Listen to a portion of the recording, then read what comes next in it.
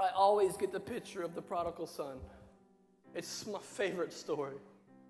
But it's this image of love that this young man thought he knew what he was supposed to do, thought he was old enough, thought he was man enough, thought he was wise enough, had money, had a little bit of position, had a little bit of popularity.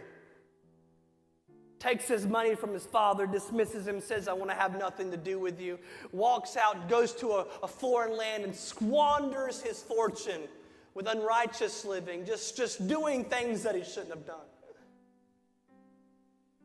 But what do you find? You find himself coming to the realization that, hey man, what I thought my life was going to be, this isn't it.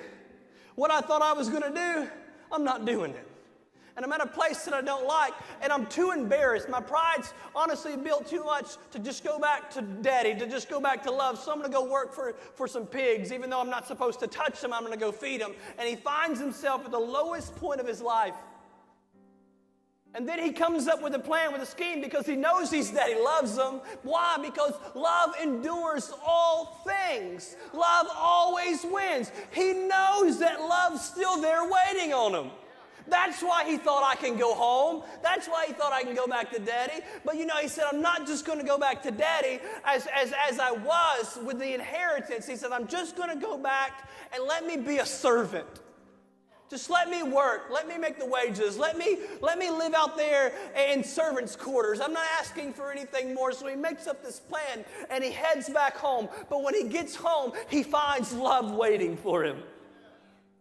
And love, here's the way love works, is if love sees you walking towards it, it runs to you.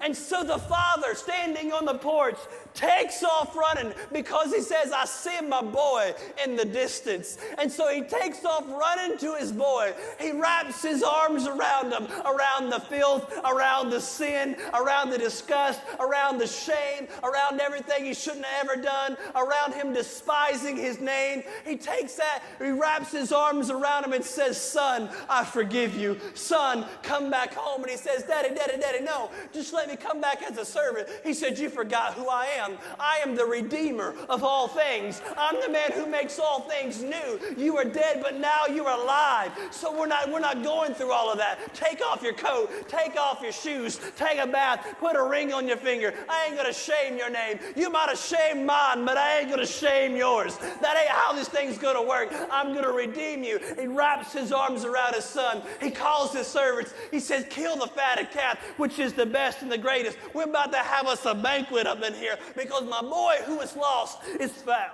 and he's home. Do you see the picture of love? It's exactly what Jesus did. He's the Father who's standing, who's waiting, who's calling, who's pleading. He says, I'm going to go. I'm going to be born into the world that I created so that creation has a chance. Because that's how much I love them. That's how much I want them. That's how much they need me.